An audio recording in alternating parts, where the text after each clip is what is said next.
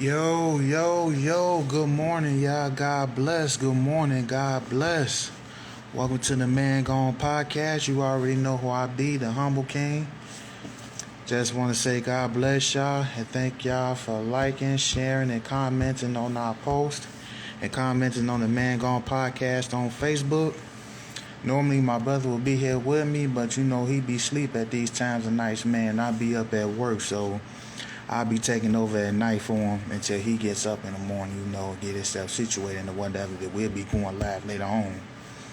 But yeah, man, today's podcast, man, before I even go into subject, man, you know, it's this one story that's been stuck in my head for 10 years, even though it happened in 2000, but it's been stuck in my head for 10 years. And I just ran across a documentary about it, man, and every time I listen to it, man, or just watching, man, I just get so emotional, man. And what I'm talking about, man, is this kid by the name of Victoria Climbie, who was brutally murdered by her auntie and her boyfriend back in 2000.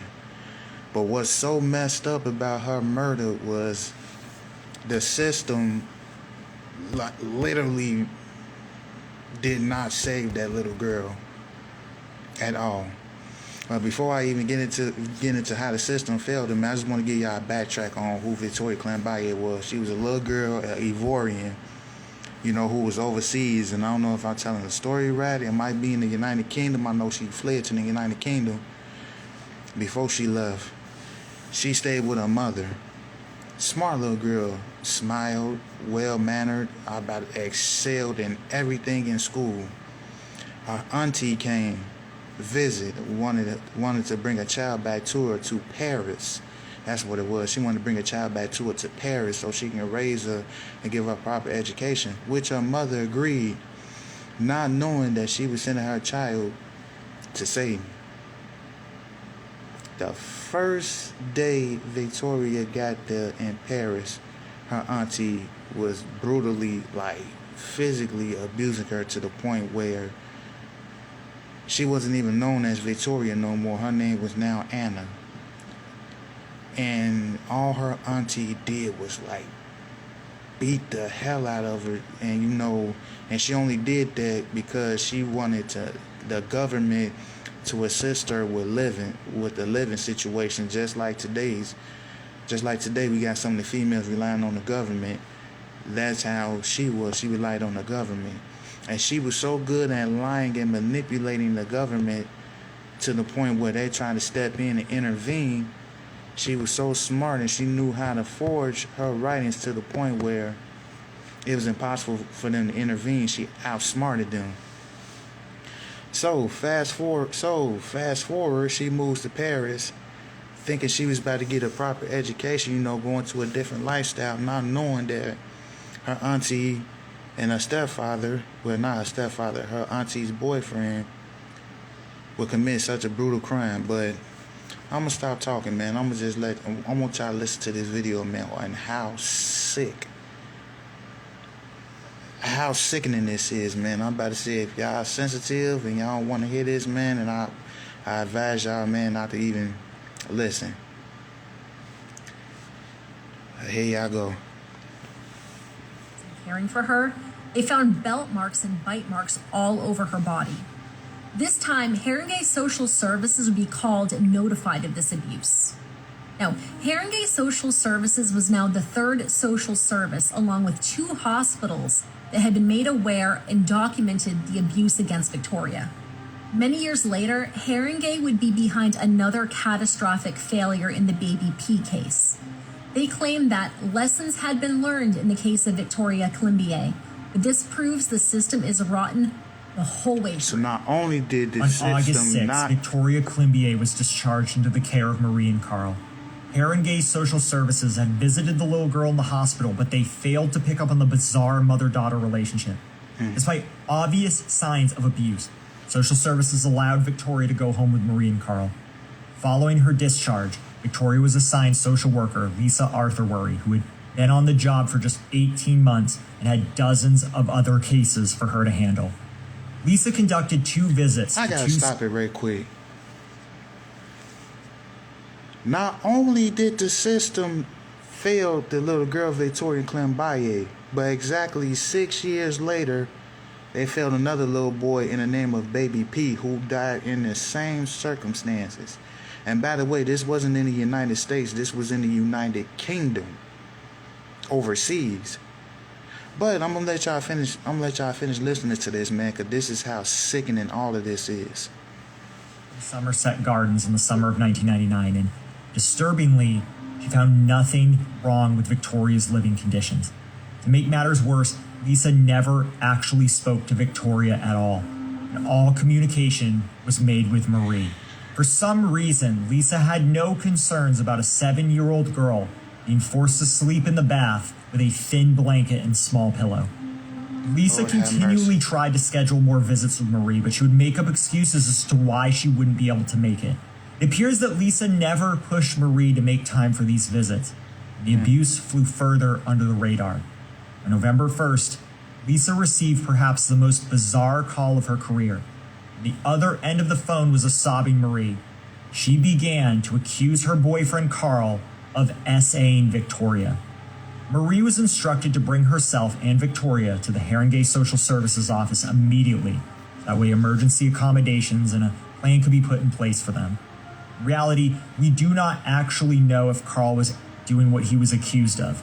However, Marie's main motivations for making the statement were clear.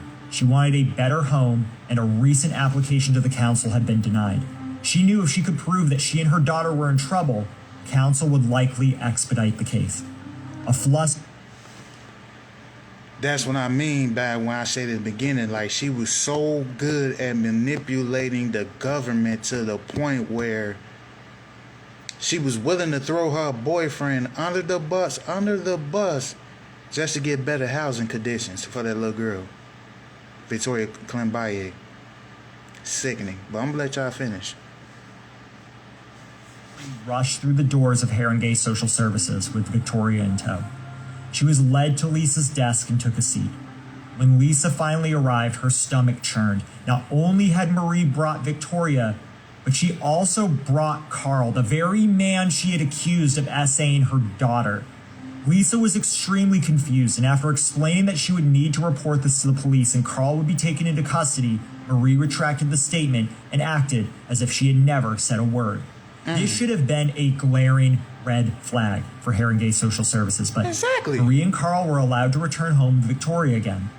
Lisa made a note to monitor Victoria's case and laid out a 15-step plan of action. When Lisa took this plan to her bosses, she was given little to no help or guidance, and they seemed extremely uninterested in the case. Following the events of November 1st, Lisa called Marie, constantly begging her to set up another meeting at 267 Somerset Gardens. Around this time, Marie stopped answering her phone and the front door. After several unsuccessful home visits, Lisa placed a note on Marie's door asking her to call her, which of course went unanswered. Things became so serious that Lisa called the police to find Marie, as she was worried the three of them had fled. By December 1999, Haringey Social Services began winding down its investigation into Victoria Climbie. Lisa spoke to her superiors about her worries and failure to contact the family, to which she was told to mark the case as no further action and to close it. Lisa was forced to close Victoria's case, not knowing that the little girl was still behind the doors of 267 Somerset Gardens, screaming for help. The abuse against Victoria took an even darker turn. Now, British winters are especially harsh. Temperatures often drop below 0 degrees Celsius with strong winds and rain. According to reports, Victoria had spent most of her days in the bathroom, which was unheated. Her only source of warmth was a black bin bag that had been pulled up to her neck and sealed with tape. Her hands were also tied behind her back, rendering her immobile. The black bin bag quickly filled with Victoria's bodily waste, which only angered Carl and Marie further. Food and water were withheld from Victoria on a regular basis. In one harrowing account, when Victoria was given food, she was fed from a plastic plate with her hands tied behind her back. I see a forcing damn her to animal. eat Come like on, an man. animal. She also began developing sores and infections from being in her own excrement all day long. This abuse would continue well into Christmas and the New Year. Marie sent letters to Victoria's family telling them how happy she was and how well she was doing in school. Marie kept contact with the family minimal to hide the fact of what she was really doing to their daughter. The harsh winter continued into January and February, and it was in February. First of all, imagine you being a mother trying to better your child's education and trusting them with a family member that you know and trust that your child will be in good hands, only to find out that your child is literally being brutally beaten, and tortured by these sick individuals. Come on now, oh my, I don't even want to. I'm gonna let y'all finish the video, man, because I don't even want to repeat. That Marie's behavior took an even darker turn. On February 24th, 2000, Marie took Victoria to the Universal Church of the Kingdom of God. Marie asked the leader to perform deliverance and told the elders of the church that Victoria had been possessed by a demon. She explained that Victoria's numerous injuries were caused by this demon, who was hell-bent on ruining their lives. Thankfully, the elders in the church saw through Marie's blatant lies and began to discover the horrifying ancestors ain't truth. stupid. Victoria was emaciated, pale, and cold. She could barely walk without help, and she could not speak. One elder was so worried about Victoria that she ordered a taxi for her and Marie to the North Middlesex Hospital. Marie protested, but with so many witnesses present, she had no option but to take Victoria to the hospital. The deliverance was not performed. When Victoria arrived at the hospital, the doctors and nurses on duty were horrified. She was immediately whisked away into a bed, and doctors began to work on her. According to hospital reports, Victoria's core body temperature was so low that the equipment could not pick it up. Eventually, her core temperature was found to be 27 degrees Celsius, 10 degrees lower than the normal average of 37 degrees Celsius. This alone could have been fatal for Victoria, but the horrors kept coming. Victoria quickly slipped into end-stage organ failure. The mixture of the low core body temperature, dehydration, starvation, and physical abuse had forced Victoria's body to shut down organ by organ. This is a very painful process. As her condition worsened, doctors made the decision to transfer Victoria 12 miles down the road to St. Mary's Hospital, Paddington. At this point, Victoria was somewhat stable, but doctors knew they needed to raise her core temperature if she was to survive. At St. Mary's, she was placed in the ICU and monitored closely. Medical reports indicate that through the afternoon and night, she went into cardiac arrest several times, as well as suffering multiple respiratory arrests. The outcome was bleak, and those on duty at St. Mary's braced themselves for what came next. At 3 p.m., Victoria Climbier finally succumbed to her condition. She passed away in a hospital bed alone and without any family by her side. Marie... Man, y'all gotta give me a minute, man, because I'm trying not to, shit a 10, whatever. And, I'm at work, too, so I'm trying to keep the air out for the big bosses and whatever, man, but, oh, my God. Not only was she taken away from her family, but she died without a single family member by her side. Not her mother, not her father, not one, no brothers, sisters, nothing.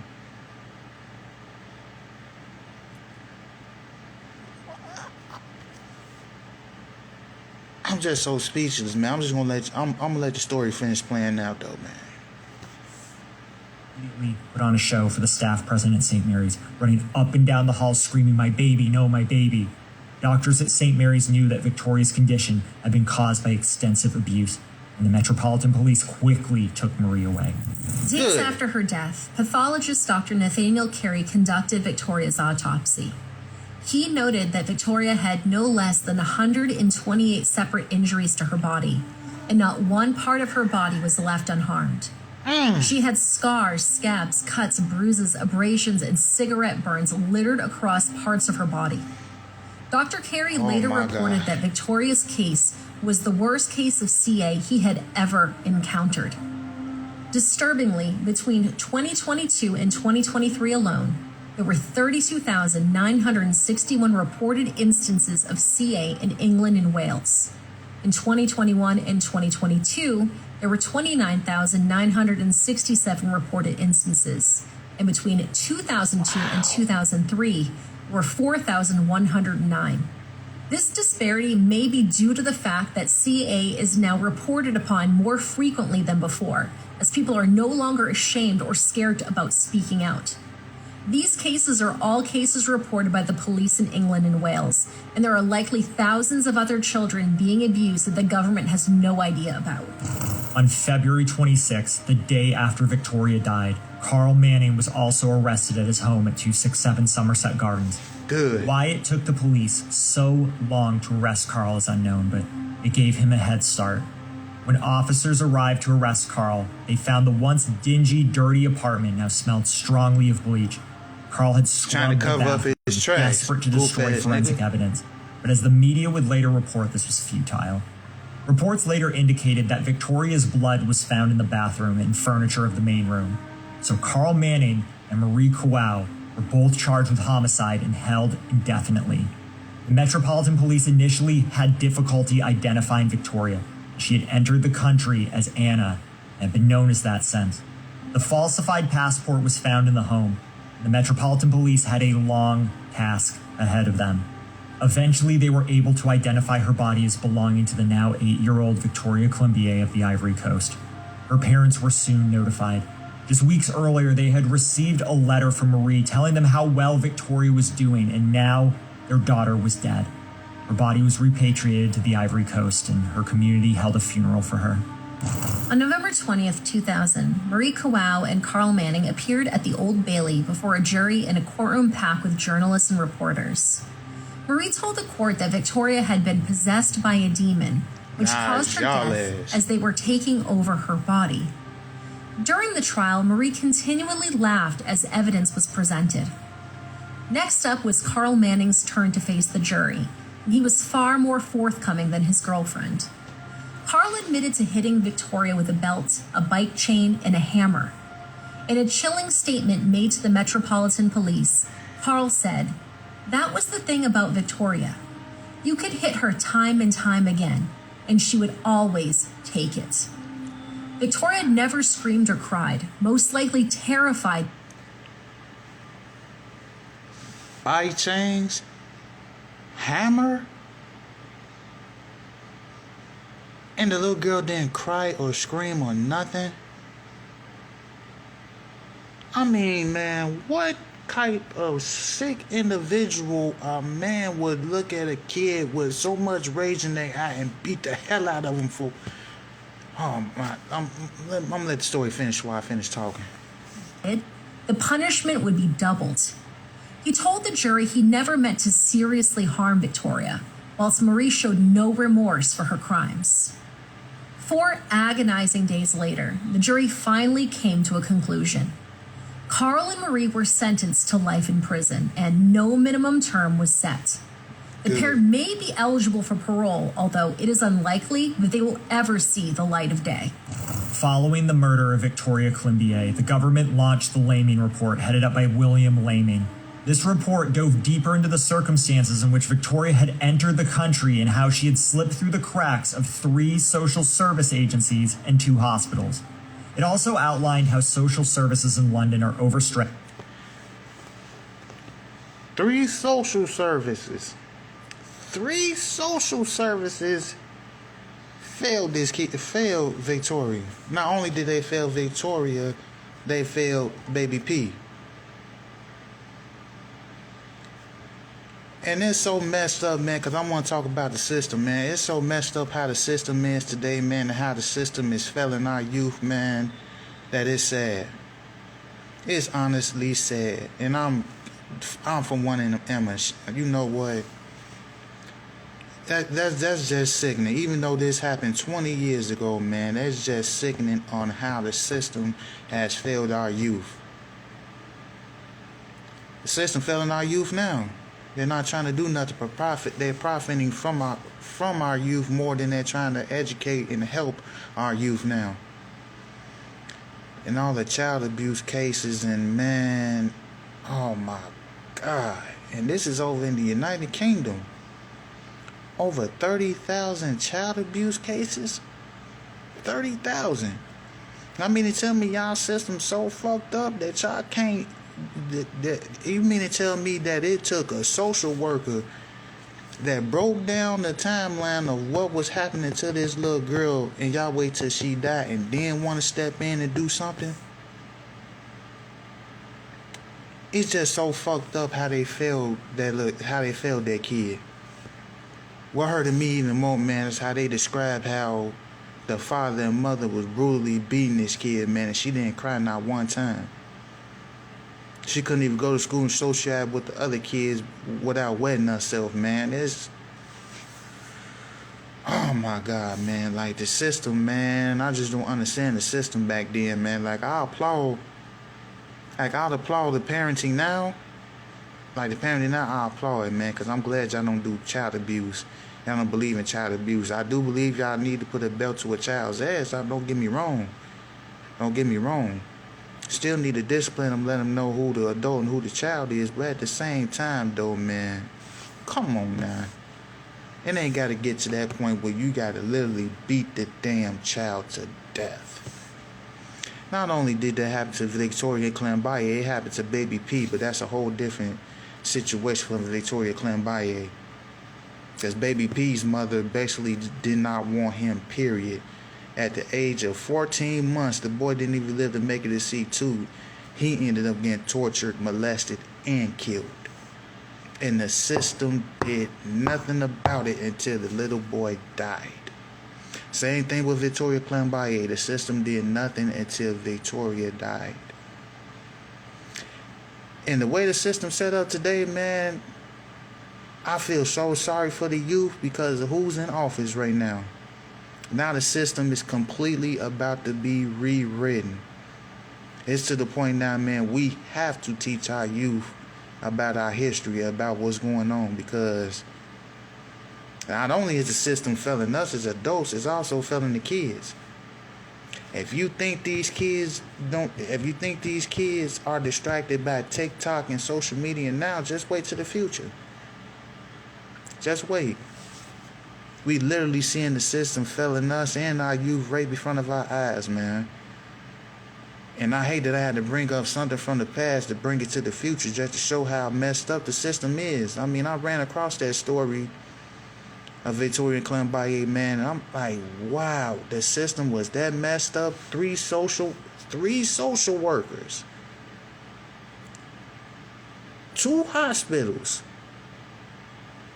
And y'all mean to tell me y'all failed that little girl? That's just messed up, man. That's just messed up for real. Any child in my eyes, in my presence, will always be protected. I don't play that shit when it comes to child abuse. And you better not abuse your child in front of me. I don't care if that ain't my child. I'm going to step in. I'm going to let your ass know. That is a child, you an adult. Cut that shit out. That's not what we do around here. If anything, man, we should be teaching the youth, not beating them. Because the more you beat on the youth, it's going to mess their head up mentally. And I ain't talking about beat on them to the point where you just got to leave them in a bloody pole. Give him a swat on the ass. Hit him. I'm about to say, ain't nothing wrong with tapping him with a belt two or 3 times. But don't overdo it to the point where, man, you got to kill the child, man. Because now somewhere in your head, man, you got some type of hatred for that child, man, more than you got love for her. So all I'm asking parents is today, man, please protect the youth. Please, whatever y'all do. You got to be careful how you talk to them. You definitely got to be careful of how you physically do them. That's how you talk to kids. How you talk to kids, man, is how you affect their growing spurt. Yo, man, we got to protect the youth, man, because the system is literally out there not only killing our youth, but not even protecting them. They just letting them go out there, man, just letting everybody getting a slap on the wrist, man. That shit is not cool. And R.I.P. to Victoria Climbie, R.I.P. to Baby P, man. I hate that happened to y'all, man. If y'all want to look up the story, man, go on YouTube, man. Victoria Climbie documentary and the Baby P documentary, man. Y'all definitely gotta watch that, man. They'll tell you a whole lot about how fucked up the system really is.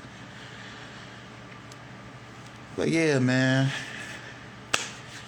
We gonna talk playoffs. I'm gonna talk playoffs now, man, because I ain't got that much time. I don't know if I gave my predictions yesterday or not, man, but I'm gonna go ahead and predict it again. My prediction for the Super Bowl, man, is going to be the Bills and it's going to be Washington, man. It's going to come down to Bills and Washington in the Super Bowl. Because the way Josh Allen is playing right now, man, I don't see nobody beating this man this year. And the way Washington is playing, I got to go with the underdogs, man, because Jaden Daniels is just ridiculous as a quarterback. And he's only just a rookie. His time is just getting started. Another 2, 3, 4, 5 years from now, man, we're going to be talking about Jaden Daniels as a household name and not just as a rookie. Having this one breakout rookie season, he is definitely going to be a household name. And yes, I got the Bills, and I got Washington in the Super Bowl. Who I got winning the Super Bowl? The way the Bills looking right now, man, that's who I got picking winning it. But I can't leave out Kansas City neither. It's going to be a close game.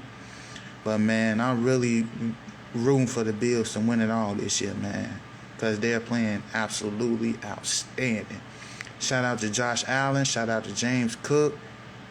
Dalton Schultz. I'm about to say, man, shout out to all of them, man. Amari Cooper, man. Keep doing y'all thing. Washington, Terry McLaurin, Jaden Daniels, Brian Robinson. Keep doing y'all thing, man. I'm rooting for y'all, man. I'm definitely rooting for y'all. Alright, man. I'm going to go ahead and wrap this little podcast up, man. You know, because shift beginning to change and, you know, I don't want to get in trouble and anything. So, I just want to say God bless y'all, man. And before I leave, man, I just want to leave y'all with a morning prayer. Heavenly Father, I ask that you continue to look over the world and continue to look over everybody on this planet. Continue to look over me and my family. Continue to look over others. Continue to guide us down the right path in the right direction. Heavenly Father, I want you to bless the whole world and I want you to rest everybody in heaven's soul. In the heavenly name I pray. Amen. Alright, y'all, man. God bless y'all, man. Have a nice day. And as me and my brother always say, man, gone.